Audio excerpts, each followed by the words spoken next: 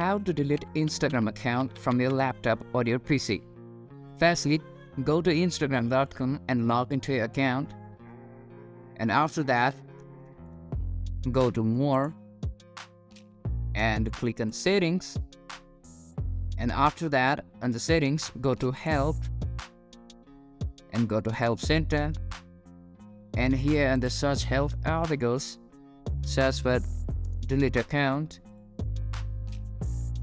And after that, click on the first option. And on the Computer Help, here you can see the Computer Help option. Just scroll it down, and here you can see the Delete Your Account page.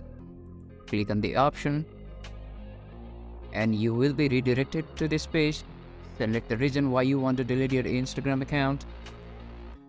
And after that, type in your password and select to delete your account. After a month, your account will be deleted. And in this way, you can delete Instagram account from your laptop or your PC.